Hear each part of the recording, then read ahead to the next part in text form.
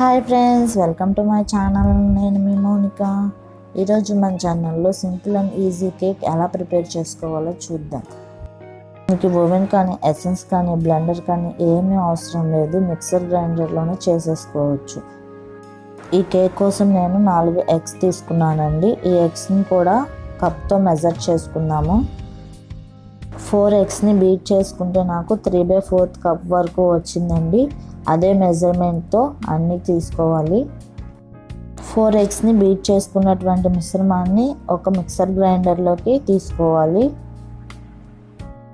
Beat చేసుకున్నటువంటి ఎగ్ని mixer గ్రైండర్లో వేసుకున్న తర్వాత అదే మెజర్మెంట్తో షుగర్ని కూడా తీసుకోవాలి.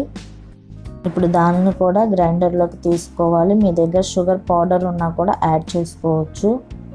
ఇప్పుడు దీనిని 5 నిమిషాల పాటు మిక్సీలో బ్లెండ్ చేసుకోవాలండి, హై స్పీడ్లో. చూసారు కదా వీడియోలో టెక్స్చర్ ఎంత ఫ్లఫీగా ఉందో. ఇప్పుడు దీనిలో అదే మెజర్మెంట్తో 3/4 కప్ మైదా పిండిని కూడా జల్లించుకున్నది మాత్రమే యాడ్ చేసుకోవాలి.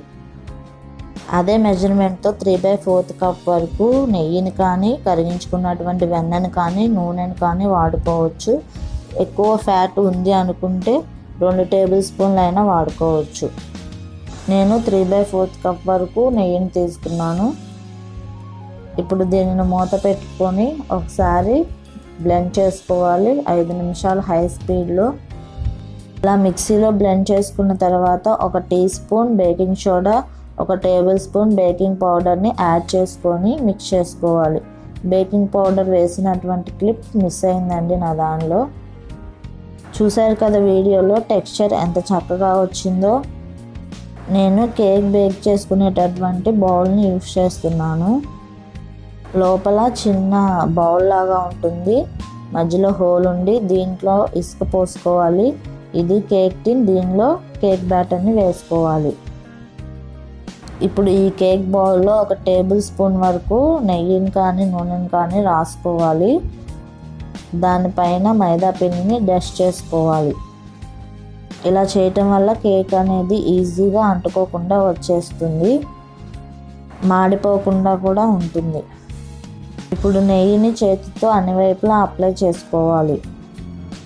మీ దగ్గర కనుక కేక్ టిన్ లేకపోతే అడుగు మందంగా ఉన్నటువంటి కళాయిని కానీ ఏదైనా పాత్రను తీసుకొని దానిలో చిన్న స్టాండ్ పెట్టుకోవాలి.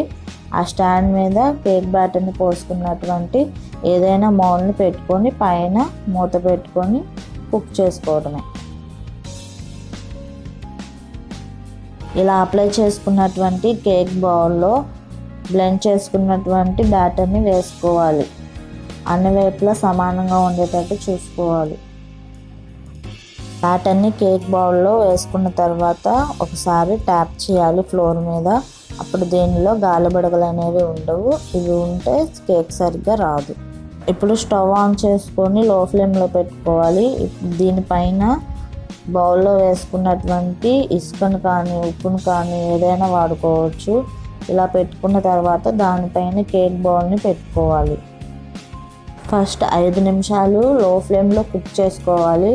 ఆ తర్వాత నుంచి మీడియం ఫ్లేమ్లో పెట్టుకొని స్టవ్ని ఒక 20 నిమిషాల పాటు కుక్ చేసుకుంటే సరిపోతుంది. 25 నిమిషాలు కుక్ అయిన తర్వాత కేక్ బౌల్ మూత తీసి టూత్పిక్తో కానీ చాక్తో కానీ ఫోర్క్తో కానీ గుచ్చి చూసుకోవాలి.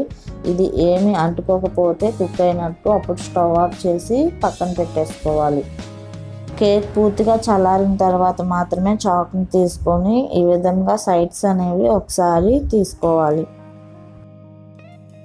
కేక్ బౌల్ పైన మూత పెట్టేసి కేక్ బౌల్ని ఫ్లిప్ చేసుకోవాలి. ఇప్పుడు దానిపైన ఒకసారి తడితే అది ఈజీగా ఊడి వచ్చేస్తుంది. చూసారు కదా వీడియోలో ఎక్కడ అడుగు అనేది మాడుకోకుండా వచ్చింది. ఇప్పుడు దీన్ని టర్న్ చేసుకున్నాము బ్యాక్ సైడ్కి. మీకు నచ్చిన మౌల్డ్లో కేక్ బ్యాటర్ని వేసుకొని కేక్ని ప్రిపేర్ చేసుకోవచ్చు ఇదే పద్ధతిలో. చూసారు కదా వీడియోలో కేక్ ఎంత ఫ్లఫీగా వచ్చిందో. చాలామంది కేక్ ప్రిపేర్ చేయటం అనేది చాలా కష్టమైన పని అనుకుంటారు. ఒకప్పుడు నేను కూడా అలాగే అనుకునేదాన్ని. కానీ మా అమ్మ నేర్పించినటువంటి ఈ టిప్స్ ఫాలో అయ్యి చేస్తే కేక్ చాలా ఈజీగా అయిపోయింది. ఇంట్లో ఓవెన్ కానీ బ్లెండర్ కానీ ఎసెన్స్ కానీ ఏమీ లేకపోయినా సరే ఈజీగా ఈ కేక్ని ప్రిపేర్ చేసుకోవచ్చు ఇంట్లో ఉండే వాటితోనే.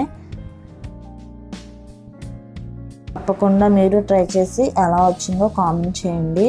ఈ వీడియో కనుక మీకు నచ్చినట్లయితే లైక్ చేసి షేర్ చేయండి. సబ్స్క్రైబ్ చేయటం మాత్రం మర్చిపోకండి. Thanks for watching.